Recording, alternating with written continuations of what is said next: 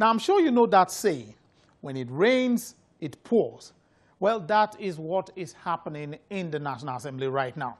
It is raining defections. Hello and welcome. This is the Gavel, and I am Lanre Lasisi. Federal lawmakers are on recess, and one will think with the lawmakers being away, the National Assembly will be quiet for a while. But on Tuesday, the 31st of July 2018, at exactly 1 minute to 6 in the evening, the Senate President, Senator Bukola Saraki, made an announcement that many people are still grappling with. We will look at some of the reactions trailing this development. With the lawmakers on break, we took our time to look at the work of the House Committee on Financial Crimes. That will be coming up ahead. But let's take our first report on what is, for many people, the biggest news of the week, the defection of the Senate President.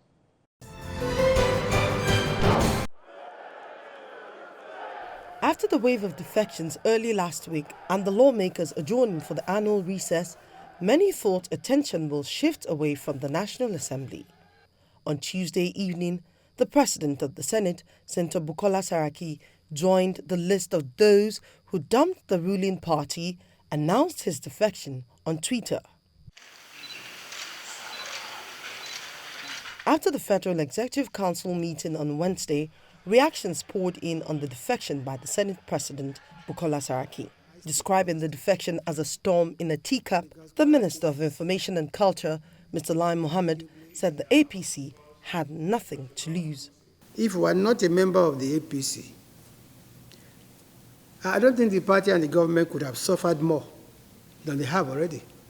In other words, what we're saying is that the Senate President had behaved all along as if he were a member of the opposition, deliberately slowing down the progress of the APC-led federal government.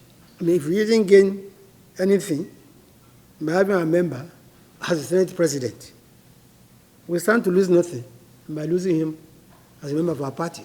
On the other hand, the national chairman of the APC wants the Senate President to drop the crown. But whatever is the reason, we can't declare from party, we can't declare from Nigeria. The only thing that there are other consequential issues that every man and woman of honor who has taken such decision will be expected to follow through. Because, I mean, you do not collect a crown that belongs to a family and you wore it on behalf of the family. If, for your personal reasons, which he has enumerated, that we don't need to debate them, you have chosen to go to another family, it is just a matter of honor that you leave the crown in the house that the crown belongs to.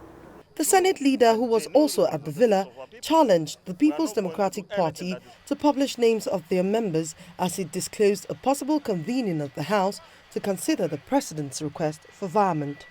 I know the other side is claiming they have 55, they have 60, they have 70, but they have never given anybody a name. So make your judgment there.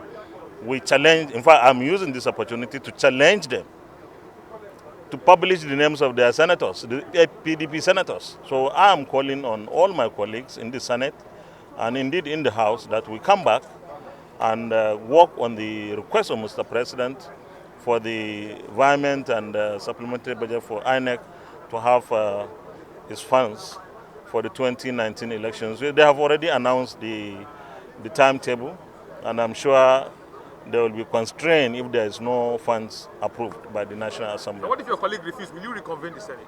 I want to believe that they will see reason for us to come back and do that. But in case they don't, we will have to look at the options before us. This House of Representative lawmaker from the People's Democratic Party views the wave of defections as an interesting development, but has a word of caution. But it's very unfortunate that people got power on a platter of gold and they couldn't manage themselves. So I'm very happy that it's very interesting. So that my party is getting more members in the parliament, and hopefully I'll be one of the most happiest person on earth if we're able to capture power back in 2019. And I also think that the APC should do more of politicking. APC should stop using force. They should do more of politics, politicking.